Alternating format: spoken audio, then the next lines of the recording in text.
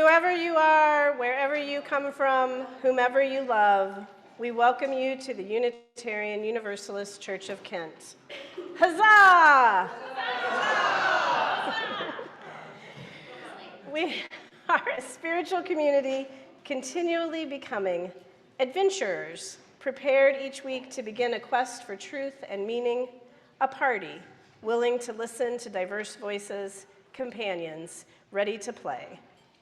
My name is Kathy Walker, and I am joined by my spouse, Saul Flanner, and our daughter, Kailani Walker. Together, we will be leading today's role-playing adventure and Sunday service. Lay-led services are a time-honored Unitarian Universalist tradition. We are glad to have you here with us this morning, and we hope you find something in the service today that nourishes your spirit and helps you find the joy. There is treasure for the taking. Huzzah! Huzzah!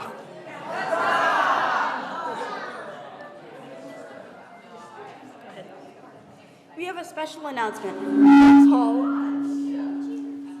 right here is going to have its special folk music venue debut on Friday, September 8th, when we host Emma's Revolution in concert. Our very own Kevin Breeden will be the opening act. This is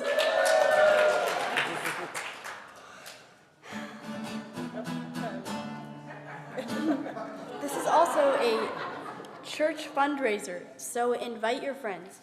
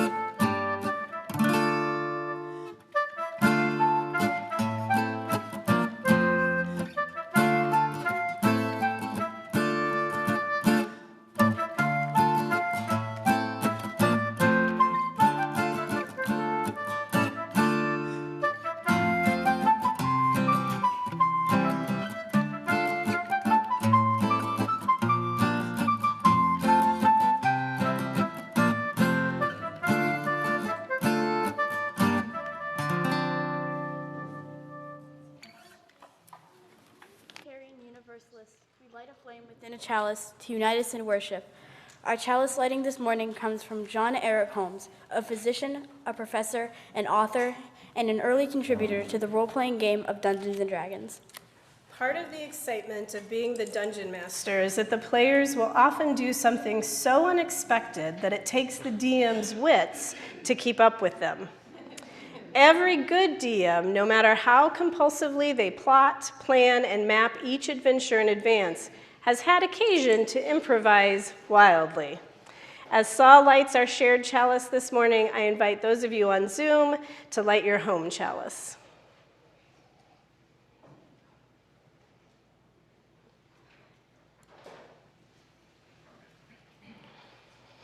We light this chalice in gratitude for a church community that encourages improvisation, collaboration, and celebration. A home that welcomes your return, no matter the length of or the reasons for your absence. Welcome home. Creating a new D&D character often involves imagining an elaborate backstory, which informs your character's choices. When you walk in, you immediately notice the motley crew in the booth along the north wall. They are sitting uncomfortably together, not looking at each other, but glancing around the room. None of them appear to be speaking, but one of them, the tallest, catches your eye and nods slightly, indicating you should join them with an almost imperceptible gesture of her hoof. The place is crowded, loud. There's shouting and laughter, the usual chaos of patrons coming together to find themselves or maybe lose themselves, depending on the ambitions and dreams that have brought them there. You slide into the available seat, and the group you've joined becomes even quieter somehow. The tall one looks at you again. She is leaning forward, and you guess her awkward posture has been years in the making. Her long neck bent so low, her eyes are almost level with your own. Her ears flicker, and you stare at the ossicones between them. You've never seen a giraffe this close, and you are surprised by the thoughtful intelligence in her eyes. She is beautiful, despite the discoloration of her nose, the dullness of her brown spots. You are startled. The giraffe has not spoken. It is the penguin next to her, who is addressing you now, almost spherical in shape and more blue than the penguins you've met before. You wonder what he could possibly contribute to the group assembled. I'm a healer, he announces enthusiastically, as if he has read your mind. And maybe he has. You know such beings exist, but you shake your head as if to rid yourself of the thought. The penguin smiles broadly at you with his eyes, and you hope your observations have not been guessed. There is a pink creature next to you. Their eyes dart from you to the penguin, to the giraffe, to the other seated member of the group, and back again. They look somewhat familiar, but you are unable to guess who or what they are. The penguin, or Squishy, speaks again. Ah, yes, uwu. You've heard of them. The axolotl. Round like the penguin, but pink, with external gills almost hidden by a pirate hat. Hard to believe they are a skilled protector, but that is what you've been told. Uwu's reputation is one of the reasons you were willing to meet with these particular adventurers. You're not entirely convinced they can help you, but your desperation has made you seek out their assistance. Welcome. It is the giraffe, speaking for the first time. My name is Gabby. You've met Squishy Mole and Uwu already.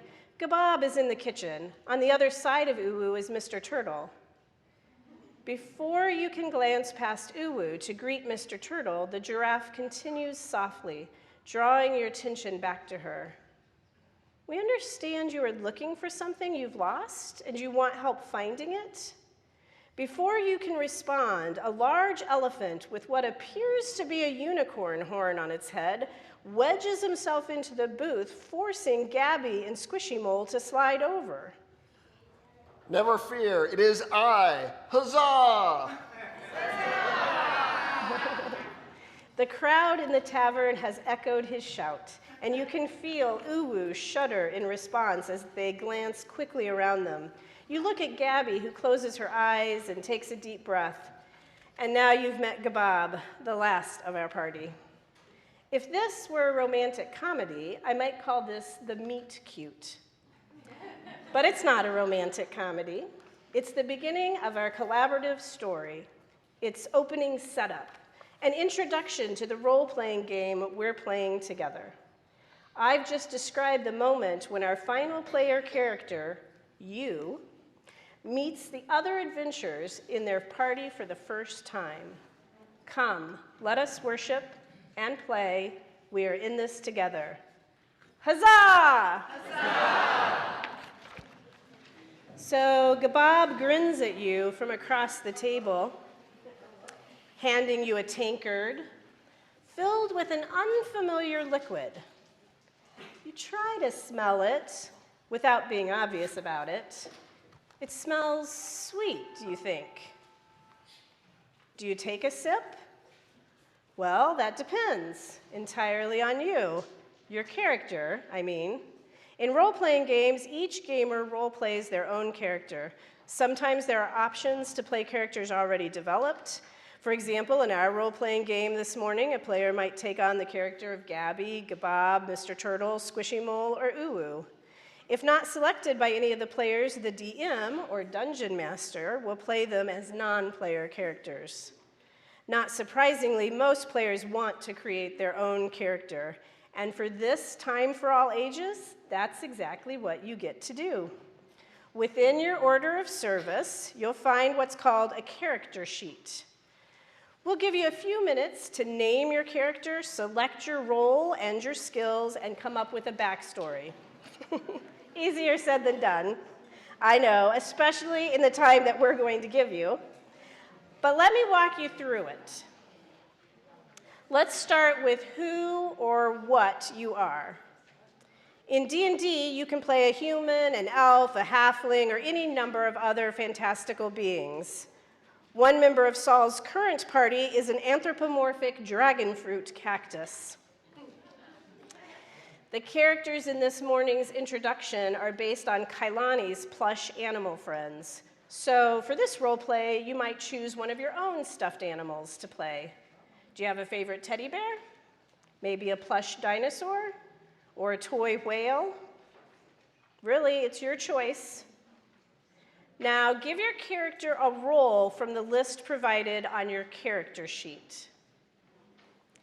In D&D, we refer to this as your class. For example, we identified Uwu's role as a protector and Squishy Mole as a healer. Will your character be a trickster or a professor? Or maybe one of the other choices sounds more like your character. Choose a role from the list. So here comes the fun part. What is your character like? We've provided you with some skills to select. Your character's role already comes with a few skills. Investigators are good at problem solving, for example. Professors are too. Helpers and healers, of course, are nurturing. And keepers love animals, so their nature skills are strong. Likewise, gardeners. Now, you're going to choose 2 additional skills you want your character to have, regardless of their role. This is a great way to make your character unique. Okay, it's time to get out your dice. Anver Weeby, are you here? Just kidding. We brought our own. Now, when you get your dice, we have folks who are passing dice out for us. When you get a die, each person can have a die. I'll let you get your dice. You'll notice it's a 20-sided die. All right, so even if you're waiting on your die, you got to pay attention to how to roll your die. You got to place it in the palm of your hand, and you're going to cover it with your other hand. And then you're going to shake it, like so. And then, gently, so it doesn't roll out of your hand, you're going to take a peek at it. And the number you rolled, the top number, and that's the number that you'll write down by the first skill you chose. So you'll want to roll again for your second skill. And for those of you joining on Zoom, there is a link provided in the chat window that will allow you to roll dice along with us. All right, so that's actually the easy part. Yeah. Because now you've got to name and draw your character and give them a backstory. So while some of you might need more time than we can give you, we want to hear from someone who's been given some advance warning. So tell us your backstory. Saul's going to bring the mic to you. And most importantly, what you've lost. Who's got one ready for me?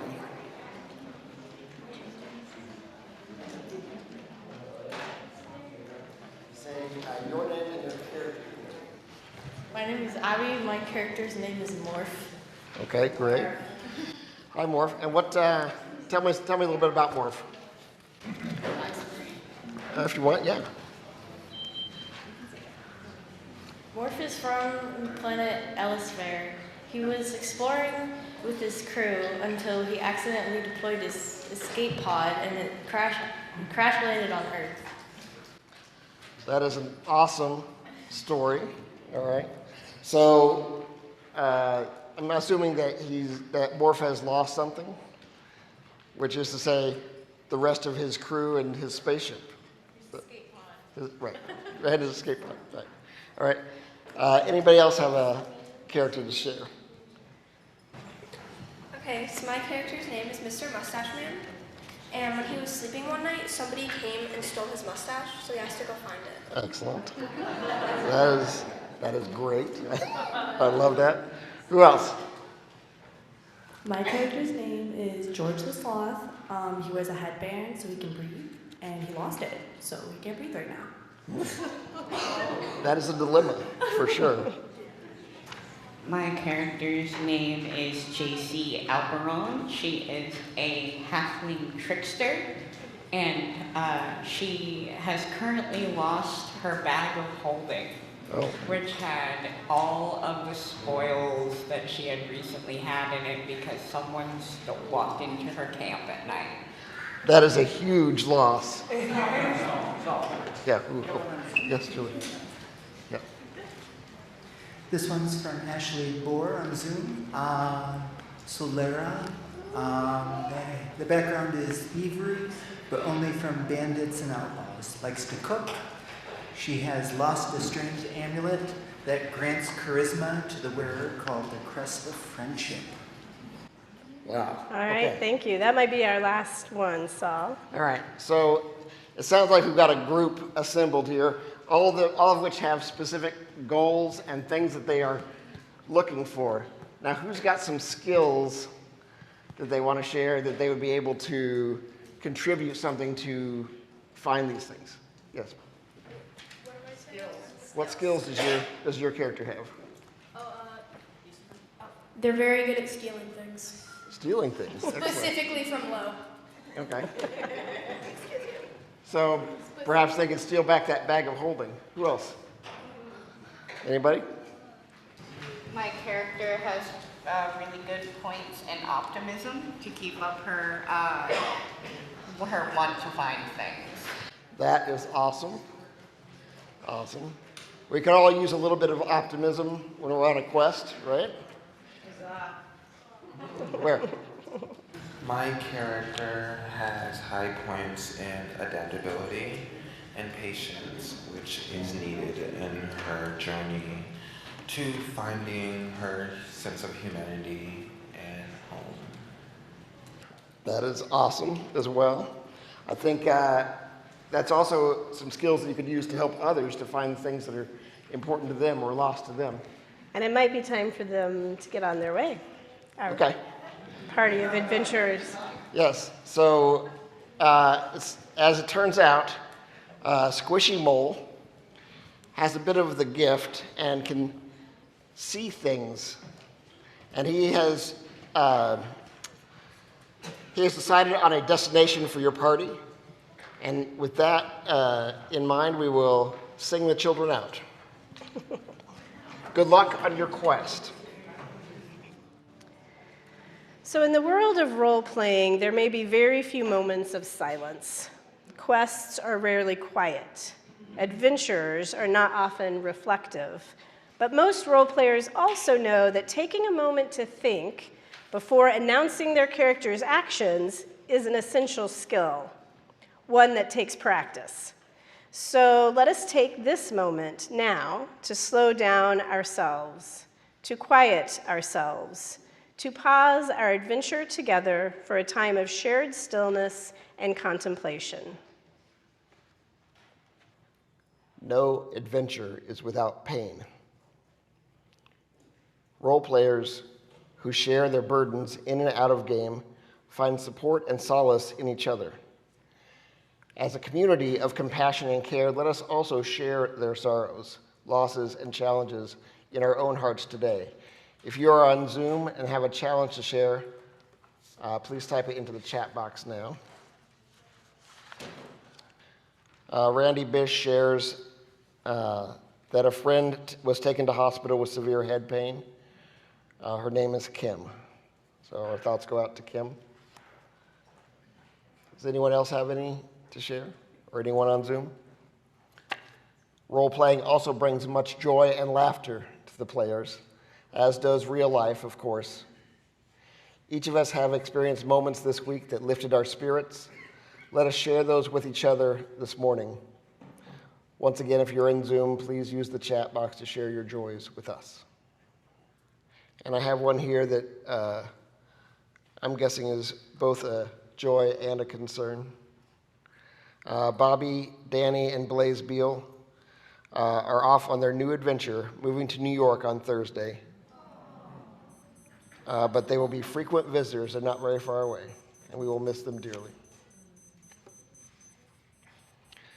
Joel Slater shares that my baby's first day at college, I am bereft. But it is circled as a joy. Seeing no other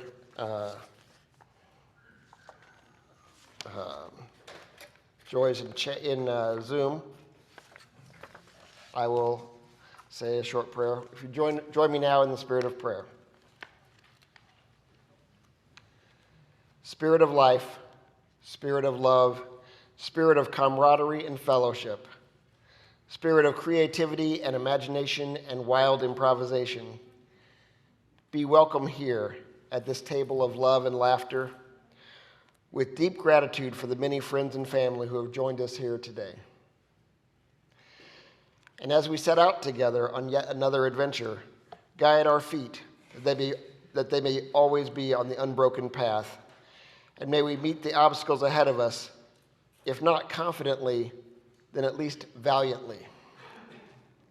May our food be plentiful and our generosity more so. May our health and stamina remain at or above acceptable levels. Keep our eyes fixed, not on the quest ahead, but on the treasures that lie scattered in the taverns and temples of our everyday lives. And may the odds be always in our favor. Amen.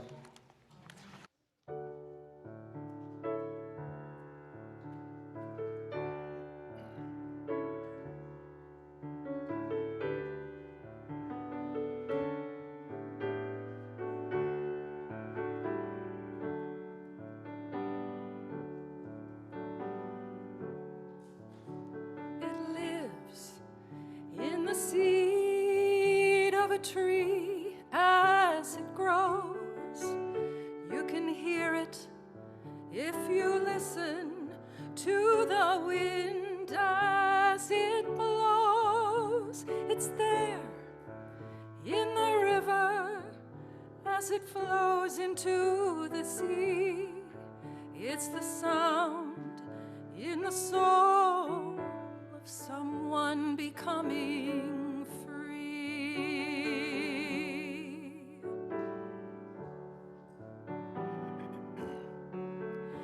and it lives in the laughter of children at play and in the blazing sun that gives life to the day. It moves the planets and all the stars that shine. It's been the mover of mountains since the beginning of time.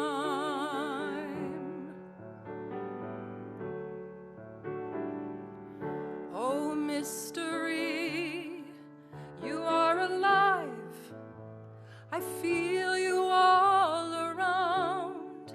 You are the fire in my heart. You are the holy sound. You are all of life, and it is to you that I sing. Oh, grant that I may feel you always in everything. Oh, grant that I may feel you always in everything.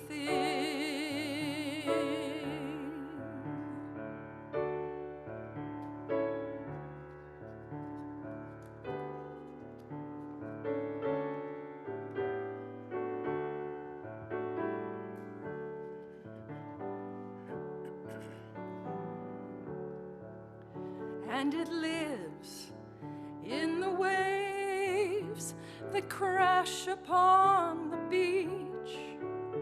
I've seen it in the gods that we have tried to reach. I feel it in the love that I know we need so much, and I know it in your smile when our hearts do touch.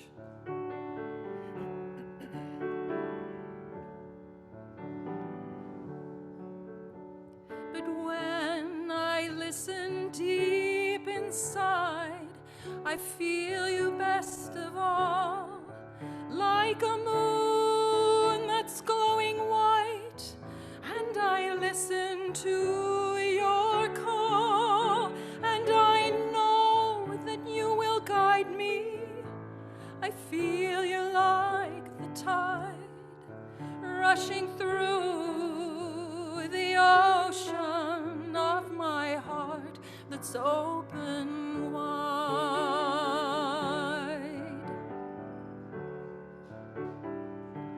Oh, mystery, you are alive. I feel you all around. You are the fire in my heart. You are the holy sound. You are all of life, and it is to you that I sing. Oh, grant that I may feel you always in everything. Oh, grant that I may feel you always in everything.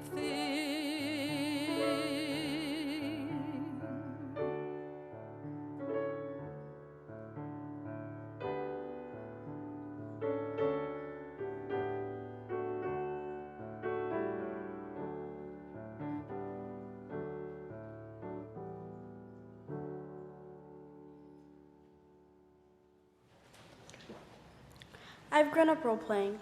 My dad has been talking about D&D, or Dungeons & Dragons, for as long as I can remember. When I was little, he told me Cavalier stories at bedtime. I was always one of the Cavaliers, knights who went on adventures, solving puzzles, fighting monsters, saving the world. Sometimes he made my uncles important characters, too.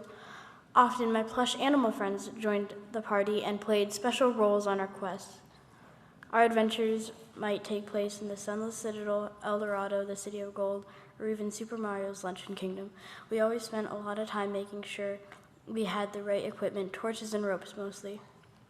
I remember fighting skeletons and rats, and one time an animated broom. We disabled traps, earned treasure as we went. That is, if my dad didn't fall asleep before the story was over.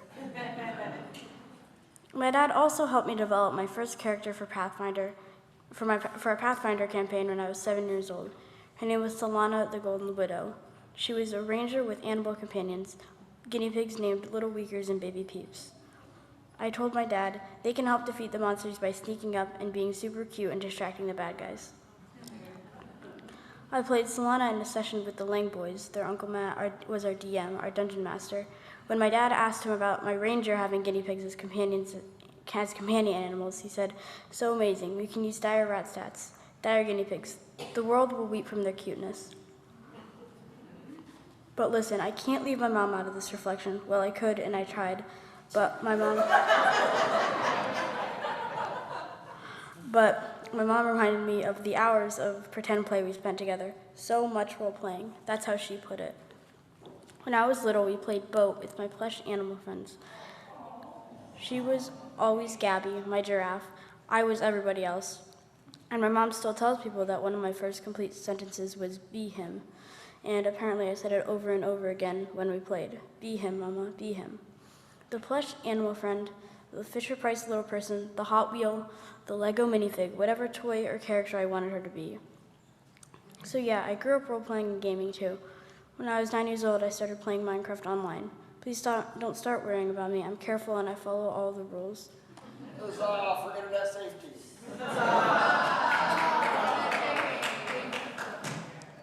Anyways, I made some good friends online playing Minecraft and role-playing characters. Playing characters that I created in the game. When I was in 5th grade, one of these friends invited me to join a realm she started. And when another friend joined the group, the three of us decided to write a story together. We each created a character, and together we fit these characters into an elaborate fantasy world we call Panthera. One of my favorite parts of storytelling and role-playing is designing each character's unique appearance. I put a lot of work into designing each character, and I can spend hours drawing on my iPad. It's screen time, yes, but it's more than that. Role-playing, gaming, drawing, collaborating, world-building, and storytelling. My dad and mom have taught me well, and who knows, maybe Tales of Panthera will be coming to a library near you. It's something of a running joke that my favorite way to start a sermon is with a confession. Today is no exception. But today's confession comes not from me, but from my dad. A few years ago, seemingly out of the blue, my dad said to me, "I'm sorry I wasn't a very good dad to you boys." As this was, in fact, news to me, I think I responded with something intelligent and compassionate like, "Huh?" He went on to say, "Yeah, I never really taught you boys to throw a baseball." Now, speaking as someone who has never had even the slightest interest in doing anything with a baseball, much less throwing it, I wasn't entirely sure what to do with this information. I quickly assured my dad that I had no concerns about the quality of his parenting. But it started me thinking about some of the great memories I shared with my dad and the many things he taught me about how to be a father myself, how to be a loving spouse, and how to be a good person in general. Also, he taught me how to play Dungeons and Dragons. Thank you. The summer of 1981, I turned 12 years old, and I knew exactly what I wanted. I wanted this. As an avid reader, I was already a big fan of science fiction and fantasy novels, in part because of my mom's interest in the genre. My mind was already filled with stories about magic spells and secret doors and elves and dwarves and so on. So when my Uncle Chip started telling me about this game he'd heard about called Dungeons and Dragons, where you take on the role of a brave warrior or a nimble rogue or a powerful wizard to defeat monsters and search for hidden treasures, I knew I wanted in. The stories I loved were filled with amazing quests and intrepid heroes, but D&D was a role-playing game. Like many of my favorite novels, it takes place in a fantastical world, and there is a story, but that story isn't static. It changes based on the actions of the players. In most role-playing games, one player acts as a sort of referee or dungeon master and controls the world, the creatures in it, and the overall story arc. The other players take on the roles of adventurers traveling through that world, and their choices make a real difference in the way the story plays out. They might succeed or fail based on their skill, their choices, or even their luck. And for 12-year-old me, the idea of actually taking on the persona of one of the heroes I've been reading about sounded like its own kind of magic. And of course, it is. As we've discussed in this pulpit many times before, storytelling is magic. And any role-playing game is, at its heart, an exercise in collaborative storytelling. It's people sitting down around a table and telling a story together, deciding as a group what comes next. And to help anchor that story, there are rules. Rules about the world, rules about the way the players interact with it, about how fast they can run, how high they can jump, how many spells they can cast, and how far they can see down a murky, shadow-filled corridor that might or might not have a whole room full of giant spiders waiting to ambush them just around the next corner. But rules can be intimidating, especially when there's a lot of them, mostly in the form of charts and tables. So for 12-year-old me, sitting at the dining room table, super psyched about playing an exciting adventure game for the first time, there was a certain level of frustration. But my dad stepped up. Huzzah. As a medical student who paid his tuition in part by working as a line cook at the Holiday Inn, he didn't have a lot of time off. But I have a distinct memory of him sitting down with me at that table, looking over the rule books with me, page by page, and there are a lot of them, gradually figuring out how it all fit together. We may not have been throwing a baseball in the backyard, but for me, this was better, way better. And of course, one of the best parts was that I knew he wasn't doing it for his own enjoyment. He was doing it for me, because he could see how important it was to me, and for over 40 years, I have reaped the benefit of my dad's investment of time and energy, and for that, I am grateful. However, as those of you who lived through the 80s might recall, all was not unicorns and rainbows for TSR, the creators of Dungeons and Dragons. They obviously had a big hit on their hands. Nerds everywhere were flocking to bookstores and comic shops to pick up the newest rule books and adventure modules, but this fledgling startup company from Lake Geneva, Wisconsin, was about to face their most dangerous opponent yet, the Satanic Panic.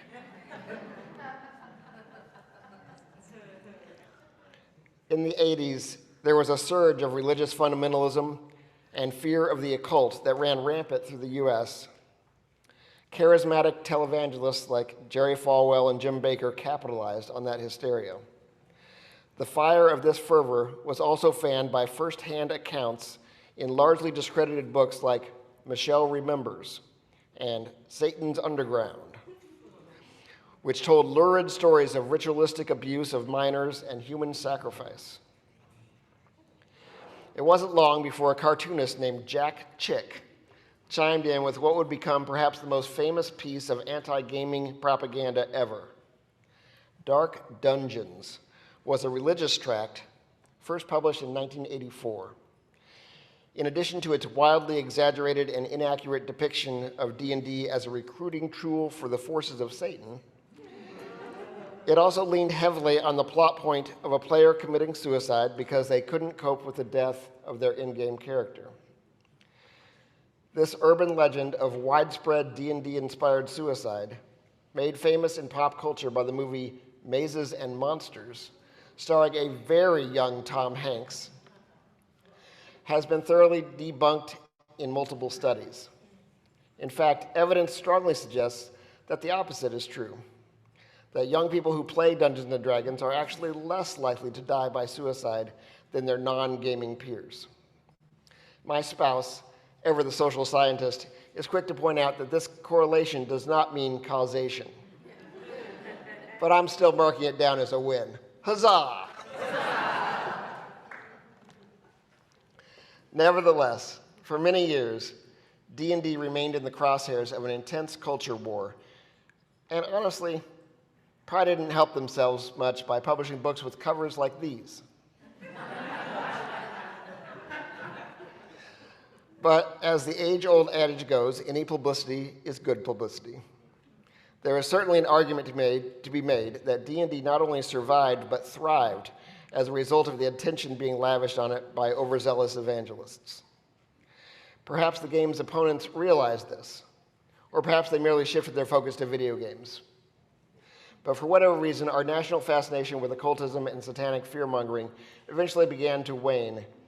It's nice to know that we no longer have to worry about that kind of nonsense polluting our socio-political discourse. Huzzah. Throughout high school, I continued to play D&D, often with my friends, but most often with my younger brother, Ross. Taking on the identity of characters who were strong, capable, athletic, and socially skilled was a welcome respite for a teenager who had trouble making friends and was not into sports or recreational beer drinking. I was quickly learning that my self-identity was malleable, that I could literally be whoever I wanted to be within the realms of a fictional landscape whose rules were consistent and made sense to me. I was learning to fit into my own skin. I think my parents recognized the positive effects that role-playing seemed to be having on me. I was reading more, experimenting with math and probability, spending quality time with my sibling, and increasing my vocabulary. I was engaged in an activity that was focused on creativity and humor and had a strong social component. It was like someone at TSR had opened up some kind of parental wish list and said, how many of these things can we check off? But it wasn't until I was a full-fledged adult that I really hit my stride as a dungeon master. Several of my coworkers and I formed a group that met at my house, and for the first time we started a real campaign. For those not familiar, a campaign is a series of adventures that takes place over several weeks, months, or even years. Players play the same characters throughout the campaign, rolling up a new character in the event of an untimely demise. They play in a persistent world where their actions can have long-lasting consequences within the game. The way they treat a shopkeeper on their first visit to a new city might affect that merchant's attitude the next time they show up in need of equipment. Their choice to spare the life of a vanquished foe might reap huge benefits or disastrous repercussions when that character reappears in a later session. I put a lot of time and energy into making my world as interesting and engaging as I could. Kathy helped too, offering advice as I built papier-mâché terrain pieces for the characters to jump and climb around on, writing short pieces of fiction for me to be read aloud to the players at the appropriate time, and most importantly, listening to me as I theorized and agonized over whatever part of the adventure was coming up next. Another frequent player in those days was my chosen brother, Kai. And if there's one thing Kai loved to do, almost as much as telling stories himself, it was derailing other people's stories, taking them into completely uncharted territory, often with hilarious results.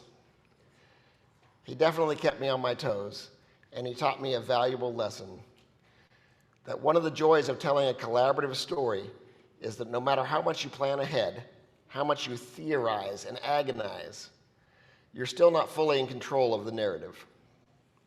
Other people have ideas to share, input to give, and visions to manifest. And those visions, even if they aren't your visions, have a place at that table. And it's one of the jobs of a dungeon master to make those disparate visions somehow work together. And so we did, until it was time for Kathy and I to move to Ohio. But it wasn't long before I had the opportunity to launch another campaign. Some of you may even recognize some of the players in this group. We had our first meeting next door in the Eldridge Annex, and from 2008 to 2011, the merry band of misfits known as El Deguello met every other week at my dining room table in an effort to free the city of Corvosa from the grasp of its bloodthirsty tyrant, Queen Iliosa.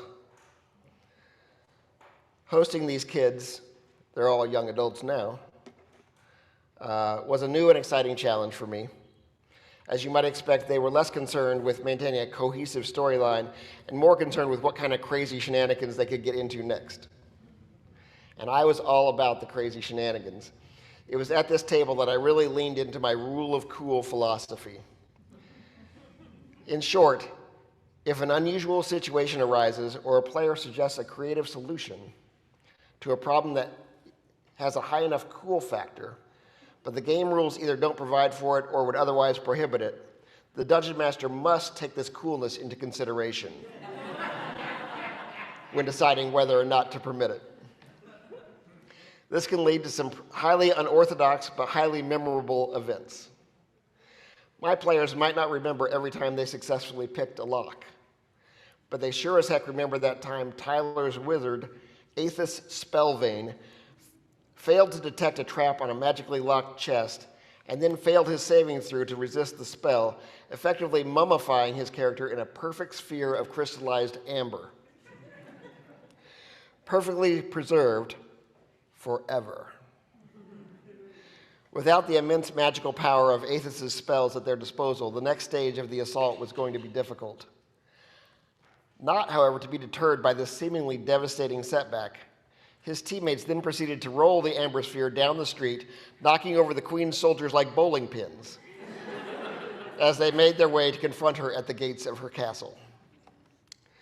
When the players told me their plan, I thought carefully, but not for long, before saying, I'll allow it. Huzzah! We had a lot of fun and a lot of laughter around that table, and I got to see that group grow up in front of me in a way that made them feel like more than just a collection of gaming buddies. There's something about undertaking quests, conquering obstacles, solving puzzles, and exploring the unknown that bonds a group together in a way that is both meaningful and powerful. These shared experiences, even though they're completely imaginary, are somehow real too. At an age where it can sometimes be hard to find your niche, to figure out who you are, this group of adolescents found in each other a circle of companions that would always have their back. And I felt proud to be a witness to it. That's when I think role-playing games are at their best, when your group starts to feel like family. But gaming groups, just like families, change over time. They expand and contract, sometimes splitting or joining back together in surprising ways. Over the years, the one constant at my gaming table had been my brothers, Ross and Kai. When we lost Kai in 2016, our grief was tremendous. And of course, we didn't just lose Kai, we lost his character too. Sure, someone else could have taken on the role of that character, but it wouldn't have been the same. So when our gaming group reconvened the following January, we did so with the intent of memorializing not just the friend and brother whose absence was so keenly felt, but also remembering his character, Daksun, the stoic half-orc oracle who could see beyond the earthly realm and spoke to spirits that no one else could see. Like Kai, Daksun was fond of telling stories, and so in-game, our characters sat around the proverbial campfire, each telling our own story about how the character affectionately known as Dog Snot met his heroic end. It didn't matter if the stories were true, or even if they contradicted each other. I think Kai would have been proud to hear that his character had been immortalized in a set of stories that couldn't possibly all be true. And while in the real world, Kai's body was cremated according to his wishes, Daksun's remains will forever be interred in a cairn at a place called Dead Man's Dome, where his spirit will forever stand watch over that ancient battlefield at the crown of the world. Huzzah. Today, my gaming group is a mix of friends and family, old and new, near and far. As the makeup of our group has changed over time, so has the industry itself. As the pandemic swept the nation, gamers and gaming companies scrambled to leverage new and existing technologies to allow people to play remotely. Virtual tabletop software allows players to draw and interact on a map uploaded by the Dungeon Master, moving their digital tokens around the area as easily as they would in person. This not only made it safer for players to continue their favorite hobby, but also served to connect people in brand new ways. With the help of online matchmaking software, you can now recruit players, find a group that fits with your schedule and play style, even hire a professional DM. But the game's evolution hasn't been limited to online tools. Tabletop role-playing has long been seen as a bastion of dork culture. In the 80s, when D&D players were portrayed in TV and movies, they were stereotypical nerds, with Coke bottle glasses and lower than average social skills, and predominantly white males. But as we move further into the 21st century, nerds and geeks aren't necessarily the social pariahs they once were. Gamers and coders and nerds of all kinds are more diverse than ever and are making their voices heard, changing the game they love to be more inclusive. There is growing recognition that D&D and the industry it spawned are based on an ethno and heterocentric worldview. The necessary course correction that's happening right now as a result is exhilarating for those of us willing to embrace the changes. People of color are better represented as both creators and consumers of gaming content than ever before.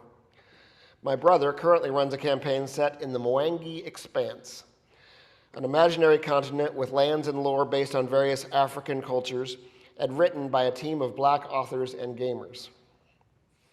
The research that went into this particular project is impressive, and playing in a game where the vast majority of the characters are Black and brown is a refreshing change of pace from the all-white ensembles typical of a more Tolkien-inspired setting. LGBTQ gamers are more visible in role-playing games too. They're helping to create content that includes more explicitly queer, trans, non-binary, and gender-fluid in-game characters. Like Sharda, a trans dwarf. Leaving home on a journey of self-discovery, she not only finds her way in the world, but is eventually able to wield great power by channeling the energy of her own gender dysphoria. Eventually, she is able to bring her body and spirit into harmony with each other. I find this story a compelling one, but imagine a young trans teen reading this backstory. Representation is important, and being able to see yourself in the stories being told by others is a literal game changer. Huzzah! Access to new tools and new audiences are making our gaming world richer, but I am optimistic that we can build a better world out of game too. I know that sometimes it feels like our progress is too slow, that the forces arrayed against us are too strong, that we'll never find ourselves in a more loving and inclusive world. But after playing this game for over 40 years, the changes I've witnessed in role-playing have given me hope for our real world. I believe that all of us, not just BIPOC and LGBTQ individuals, but even old white guys like me, can come together to help create a world that encourages all of us to be our best, most authentic selves. But before we can create that world, we have to be able to imagine it. You don't have to be a role player to envision this new world, but it will require creativity, collaboration, and community. The more each of us feels included, accepted, and celebrated, the more fully all of us can participate and bring our best selves to the table. And the more we participate, the more rewarding the experience for everyone, the more treasure we can all enjoy. Treasures like spending enjoyable time together, telling stories together, finding our family, exploring our own identity, fitting into our own skins, embracing change, finding our voice, building a better world together. These are the things that give us joy. These are the things that make us human. More than that, these are the things that make us heroes. Huzzah.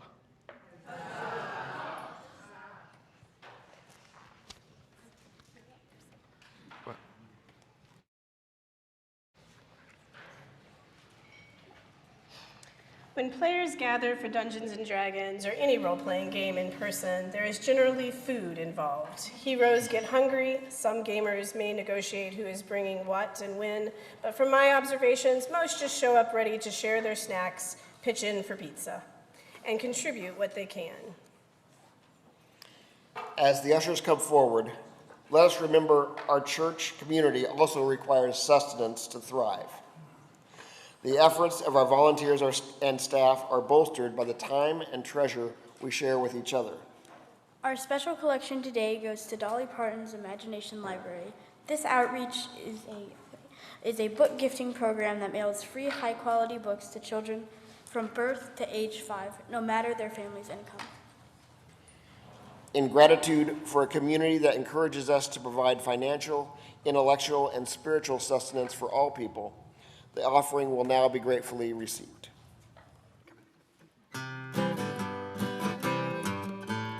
Puff the magic dragon lived by the sea and frolicked in the autumn mist in a land called Honolulu. Jackie Paper. He loved that rascal Puff, and brought him strings and sealing wax and other fancy stuff. Oh, Puff the magic dragon lived by the sea and frolicked in the autumn mist in a land called Honolulu. Puff the magic dragon lived by the sea and frolicked in the autumn mist in a land called Honolulu. Together they would travel on a boat with billowed sail. Jackie kept a lookout perched on Puff's gigantic tail. Noble kings and princes would bow whene'er they came. Pirate ships would lower their flag when Puff roared out his name. Oh, Puff the magic dragon lived by the sea and frolicked in the autumn mist in a land called Honolulu. Puff the magic dragon lived by the sea and frolicked in the autumn mist in a land called Honolulu. A dragon lives forever, but not so little boys. Painted wings and giant rings make way for other toys.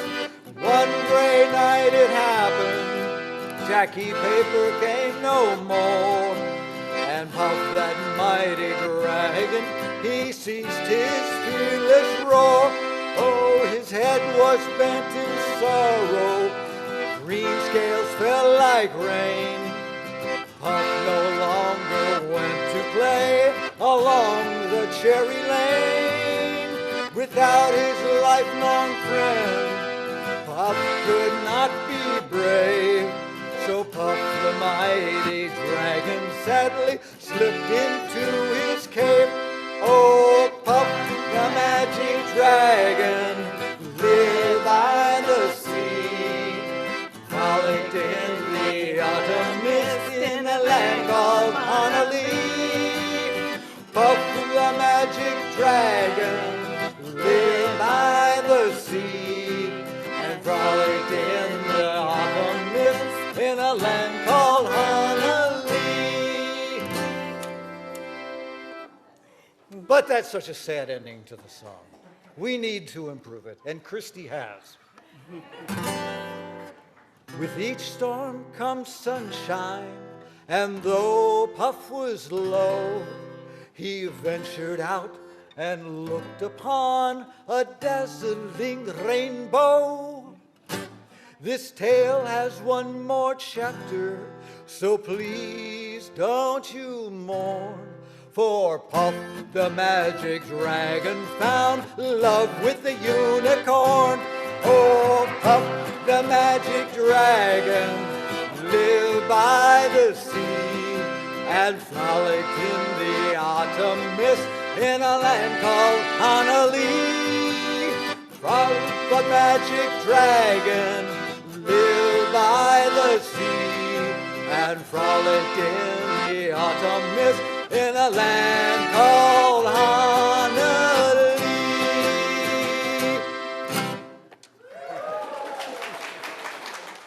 Before we had even finalized and led our Sunday service last summer, Kailani was already talking about this year's service. She wanted to focus on role-playing, and not surprisingly, Saul was immediately smitten with the idea. I was less enamored. While I may have argued with Kailani that pretend play is a type of role-playing, I have never been a fan of role-playing games. Around the same time Saul's dad was introducing him to D&D, my older brothers, Randy and Scott, were becoming immersed in the game.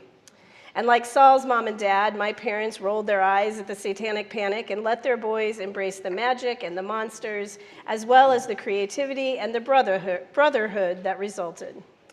As a young adolescent, I don't remember any explicit invitations to play D&D with my brothers, but I was 5.5 years younger than Randy and 3 years younger than Scott. And I was a girl, and in its early days, the game was not always welcoming to female players.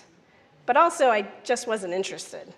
I enjoy a good fantasy novel or a movie, but role-playing games take a kind of patience I don't have. Too much preparation, too much work.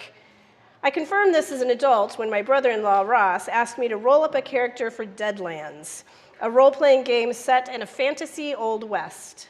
Saul, Kai, and my brother Randy were all playing too, so I gave it a shot. I created Miss Kitty, the saloon owner and madam with a heart of gold.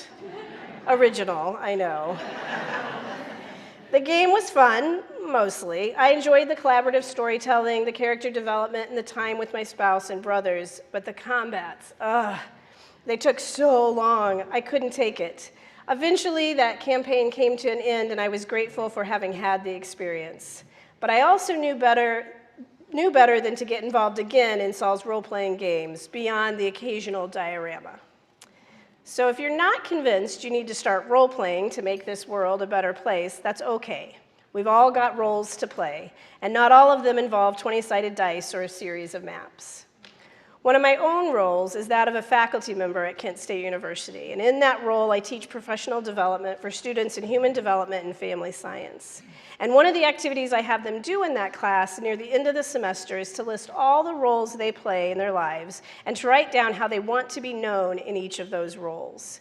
Most students write down one role related to their future career. The 5 or 6 other roles they identify are unrelated to the jobs they anticipate having. Instead, they recognize their roles as family members, friends, volunteers, church members, gamers, musicians, athletes, and more. This exercise is a way of reminding them that they are not their jobs, a reminder I sometimes need myself. I want them to know they can and need to nurture the other roles they play too, roles where they can practice being their best selves, roles in which they help make the world a better place.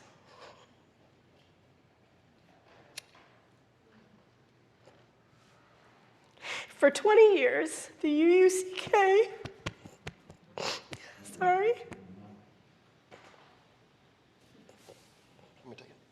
has given Saul and me such roles to play as part of the OWL team. Teaching sexuality education to middle schoolers has been a labor of love for us and a tremendous gift for which we will always be grateful. But Kailani will be in 8th grade next fall. She and her friends will be ready for the next OWL group. And they need someone other than us to teach them. So we'll be stepping down, but we know there are volunteers waiting to take on the role of sexuality educator, folks who are ready to make a difference in Kailani's life and those of her peers. I also have no doubt our religious education director, Colleen, will happily chat with you about becoming an OWL teacher if you think you might be interested in that role. But Kathy and I are not the only ones retiring from OWL. We would be remiss in not acknowledging the person who has guided us through OWL from the very beginning. Our very own dungeon master, you might say. That is, if OWL was D&D and sexuality education was a role-playing game. She too is stepping down from OWL this year, and her absence from the OWL program will be felt by all of us. Kat Holtz started teaching OWL and training others to teach OWL with Fred Smith in 1999. Almost 25 years ago, she and Fred trained us in 2003. It's impossible to summarize what Kat means to us, to the OWL program, and to this community. Mostly because we don't have the time, and we've already run out a while ago. But I think I can tell you what Kat will miss the most, telling her coworkers that she is off to teach sex class at church. What kind of church do you go to, they ask. The Unitarian Universalist Church of Kent, a church that loves their children so much they give them the gift of comprehensive sexuality education. Thank you, Kat, for sharing that gift with our community again and again and again. We hope all of you will stay for our social hour after the service. Let us celebrate an end to an era and Kat's love for this community. You can thank Kat for all she has done for the middle school OWL program and help us convince her to start leading the adult OWL. Without further ado, we love you, Kat. You are our hero. Huzzah. Huzzah.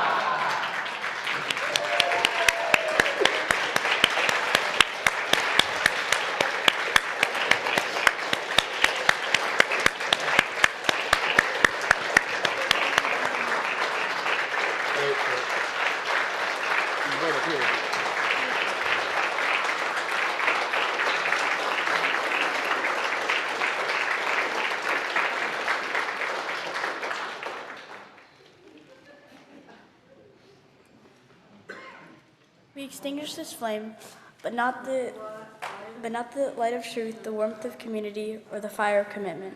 May we carry these in our hearts and minds until we are together again. Oopsies. As we go forth today, we remember the words of Zink Yindar, the powerful paladin from the Forgotten Realms, and ask ourselves, what is our quest? What tools and treasure will we take with us as we begin the next adventure? Let us use what we have been given to become our best selves, to make a difference, and to build a better world together. Huzzah! Huzzah!